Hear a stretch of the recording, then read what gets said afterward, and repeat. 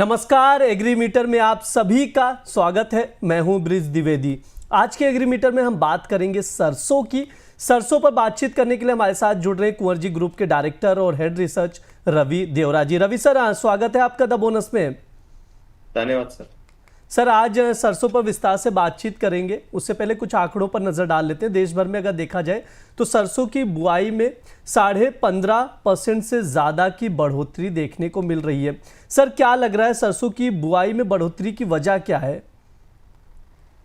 Basic अभी जिस हिसाब से प्राइजेस चल रहे हैं वो सबसे बड़ा रीजन है। ये एक लौती कॉमोडिटी है जो ट्रेडिंग हो रही है, जो एमएसपी के ऊपर चल रहा है प्राइस। अदरवाइज इसके जो भी पीयर्स है, वो ऑयल सीड पीयर हो या अदर कॉमोडिटी पीयर्स हो, सारे कॉमोडिटीज जो है वो अपने मिनिमम सपोर्ट प्राइस के काफी नीचे चल रहा है। ये कॉमोडिटीज एक तो डोमेस्टिक फंडामेंटल पे चलते हैं। इंडिया का जो वर्ल्ड में सबसे हाईएस्ट मार्केट शेयर है, इंडिया के साथ कनाडा और अदर कंट्रीज है जिसका प्रोडक्शन इसमें है।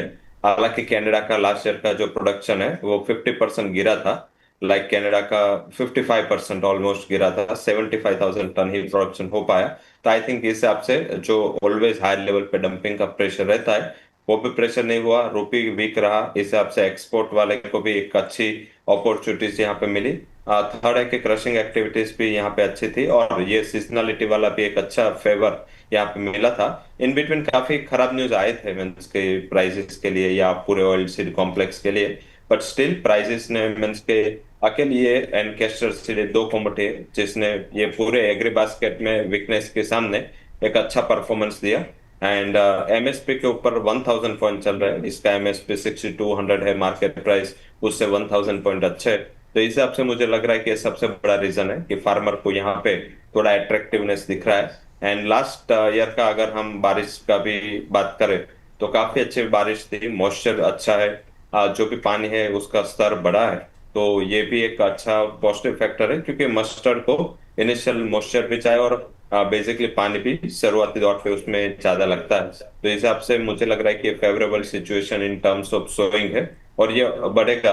मीन्स के काफी ऐसी कमोडिटीज है कि मीन्स के जहाँ पे इनिशियल फेज पे आपको बहुत बड़ा ग्रोथ दिखता है, बाद में जैसे जैसे टाइम जाता है ये ग्रोथ परसेंटेज वाइज कम होता है। बट सरसों में ऐसा नहीं लग रहा है जिस हिसाब से प्राइस जा रही।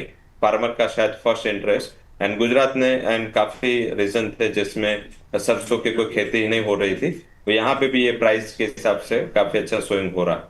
सर, आवक पर भी बातचीत कर लेते हैं। थोड़ा सा कुछ चीज़ें आपसे समझना चाहेंगे। अगर सरसों की आवक में देखा जाए तो आवक जो है घटी हुई है। ऐसे में सर सबसे पहले ये बताइए कि आवक घटने की वजह क्या है, साथ ही ये भी बताइएगा आवक घटने का सरसों की बुआई पर क्या असर पड़ेगा। जैसे क्योंकि ये लीन पीरियड है यहाँ पे, मीन्स के ना तो क्रॉप खेत में है ना तो किसी के पास है, क्योंकि ऑलवेज यहाँ पे अराइवल्स जो सोइंग के टाइम कम ही रहती है एंड हायर प्राइस पे कभी भी यहाँ पे अराइवल्स है वो रहते नहीं। तो मेरे हिसाब से बेसिक उसका जो पिक सीजन में अराइवल्स होते हैं उसके 1/10 भी अराइवल्स अभी नहीं होती, क्योंकि यहाँ पे ऑलरेडी सीजन खत्म हो चुका है। ये मैक्स टू मैक्स ये जून जुलाई तक चलता है। उसके बाद सरसों की आवक है वो फिर से फरवरी मार्च से, जैसे रबी क्रॉप है तो रबी क्रॉप की जब अराइवल स्टार्ट होगी तब से ये फिर से यहाँ पे अराइवल बढ़ेगी।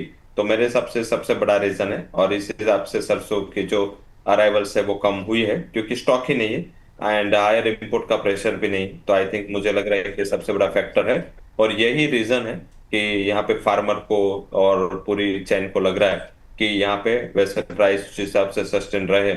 अदरवाइज मीन्स के जो ईयर के प्राइसेस है तो तुरंत ही प्राइसेस नीचे आ जाते हैं। प्लस इसका कोई सब्स्टिट्यूट नहीं है। मीन्स के आप देखें तो दूसरे जार सारे जो एडिबल ऑयल है उसमें आप मीन्स के रिफाइंड मिक्स कर सकते हैं या रिफाइंड आप यहाँ पे मीन्स के वर्क करता है। सरसों जो तेल है उसका नेचर कुछ अलग है, क्योंकि सरसों के तेल है वो थोड़ा स्पाइसनेस होते हैं उसमें, और इसमें कुछ भी चीज आप यहाँ पे मिक्सचर नहीं कर सकते, पता चल जाता है। तो यहाँ पे जो भी है वो कच्चे का नहीं बिकता है और इसी हिसाब से देखे तो पूरा मीन्स के इंडस्ट्री अभी इसमें गया है और धीरे धीरे मीन्स के अराइवल कम होना वो मीन्स फार्मर के लिए अच्छा है। बट जिस हिसाब से सोइंग जा रहा है तो मुझे नहीं लग रहा है कि कोई बड़ा शॉर्टेज वाला इश्यू रहेगा, क्योंकि यहाँ पे जैसे ही फरवरी मार्च आएगा और उसके डिमांड का जब पीक टाइम होगा उसके टाइम वैसे फिर से अराइवल बढ़ना चालू हो गए और जिस हिसाब से सोइंग जा रहा है तो अराइवल्स तो अच्छे आएगी। बट ये लीन पीरियड के हिसाब से यहाँ पे थोड़ा अराइवल्स कम है।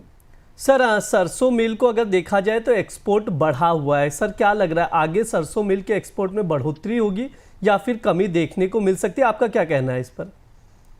बढ़ोतरी होगी क्योंकि क्रशिंग एक्टिविटीज काफी अच्छी हुई थी, पैरिटी अच्छी बैठ रही है, तो मुझे लग रहा है कि हिसाब से यहाँ पे एक्सपोर्ट तो बढ़ेगा ही, एक्सपोर्ट में कोई ही इशू नहीं आएगा। और यहाँ पे देखे तो सोयाबीन एंड अदर जो पीयर के मिल है वहाँ पे एक्सपोर्ट में लगातार कमी दर्ज हो रही है, क्योंकि वहाँ पे इंटरनेशनल सप्लाई काफी बड़ी मैटर करती है। सरसों इंडियन डोमिनेंस वाला कॉमोडिटी है, इंडिया इसमें वर्ल्ड में डोमिनेट करता है, तो मुझे नहीं लग रहा कि इंडिया के अलावा कहीं भी सप्लाई होगी। सेकंड की हर टाइम कनाडा से थोड़ी सप्लाई आ जाती है, हालांकि कनाडा का क्रॉप ही 55% लोअर है, तो मेरे हिसाब से ग्लोबली सरसों मिल की शॉर्टेज है। एंड इस हिसाब से मुझे लग रहा है कि जितना एक्सपोर्टेबल स्टॉक अवेलेबल है हमारे पास, इतनी एक्सपोर्ट बढ़ेगी। और अगले साल मीन्स के जिससे ये सोइंग नंबर अच्छे आएंगे, मुझे लग रहा है यील्ड भी ये टाइम बेटर आनी चाहिए, तो इस हिसाब से आपको नेक्स्ट ईयर में ये जो एक्सपोर्ट एक्टिविटीज है वो यहाँ से और बढ़नी चाहिए। और लाइक 12 से 12.5 तक ये जा सकते हैं, जो करीबन 11 लाख टन लास्ट ईयर रही थी। तो मुझे लग रहा है कि यहाँ से और 10 to 15% के बिटवीन सरसों मिल की एक्सपोर्ट बढ़ सकती है।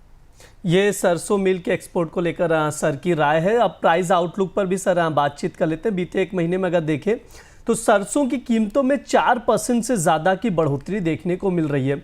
सर मौजूदा सप्लाई डिमांड को देखते हुए सरसों की कीमतों का आउटलुक क्या लग रहा है? आउटलुक जब मीन्स के अभी भी मीन्स के मंथ वाइज देखे तो अभी तो सोइंग हो रहे हैं, 3 महीने 3.5 महीने का साइकिल होता है, तो करीबन करीबन फरवरी में अराइवल्स आना स्टार्ट होगा, लेट फरवरी, तो तब तक कोई बीच में अराइवल का सिनारियो नहीं है, तो सब्सटेंशियल करेक्शन तब तक नहीं लग रहा है। सेंटिमेंटली मुझे लग रहा है कि प्राइसेस ने टॉप बना दिया है, एंड मीन्स के 7500 would be a good level कि वहां पे आप एक बार एग्जिट कर लो, प्रॉफिट बुक कर लो, क्योंकि उसके बियॉन्ड प्राइसेस सस्टेन रहे ऐसा नहीं दिख रहा है। क्योंकि मीन्स के सेंटिमेंट एक बात करें तो अभी जिस हिसाब से मीन्स के सोइंग बढ़ना चालू हुआ है, तो थोड़े हाई लेवल पे ये रेजिस्टेंस के दौर पे काम कर सकता है, और बाद में अराइवल आएगी तब तो बैकवर्डेशन में चला जाएगा ये। तो अभी एडवाइजेबल है कि जिसके पास एग्जिस्टिंग स्टॉक है वो एक बार 7500 के करीब मुनाफा वसूली कर ले। जी बिल्कुल, आप मुनाफा वसूली कर लें, ये सर की राय। सर वैसे ट्रेडर्स को क्या सजेशन देंगे आपकी ओर से? आज के लिए टॉप एग्री कॉल्स क्या रहेंगे? पहला रिकमेंडेशन धनिया पे होगा। हमारा लास्ट सेशन का टारगेट ऑलरेडी आज गया, बट फिर भी यहाँ पे और एक्सटेंशन मिलेगा। लास्ट हमने 8300 पे रिकमेंड किया था, आज 8490 आ गया है। यहाँ पे भी बाई करें, स्टॉप लॉस 8400 का लगाए, 8640 तक के टारगेट यहाँ पे आते हुए दिख सकते हैं। सेकंड कैस्टर सीड, वहां भी हमने लास्ट सेशन में 6920 का टारगेट दिया था, आज वो अचीव हो चुका है, फिर भी 6900 पे बाई करना है।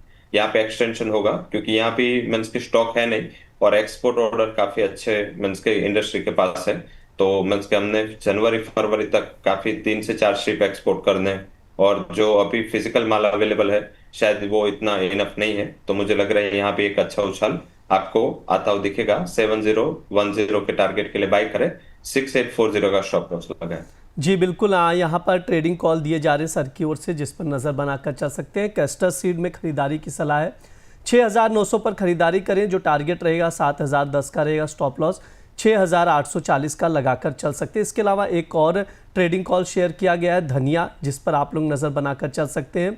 8490 पर खरीदारी करें, 8640 का टारगेट रहेगा, स्टॉप लॉस 8400 का लगाकर चल सकते हैं। कोई भी अगर आप लोग पोजीशन बना रहे तो स्टॉप लॉस ज़रूर लगाएं और रिस्क फैक्टर का हमेशा ध्यान में रख कर चलें। सर कोई डिस्क्लेमर आपकी ओर से? जब से आपने ऑलरेडी 3 चीजें तो डिस्क्लेमर के बोल दी, तो वो ध्यान रखें, स्टॉप लॉस लगाए, आप रिस्क फैक्टर के लिए आपके फाइनेंशियल एडवाइजर के साथ कंसल्टेशन करें, एंड जो भी पोजीशन ले रहे हैं इसमें ध्यान रखें, क्योंकि वोलेटिलिटी रहती है, तो आपका रिस्क पहले देखें। एंड मैं उसके जो भी रिकमेंडेशन दिए इसमें मेरी कोई पर्सनल पोजीशन नहीं है, कंपनी के क्लाइंट्स एंड कंपनी के अकाउंट में थ्रू कैश और डेरिवेटिव सेगमेंट ये पोजीशन हो सकती है, इसका ध्यान रखें। जी सर, बहुत बहुत शुक्रिया सर आज की चर्चा में जुड़ने के लिए।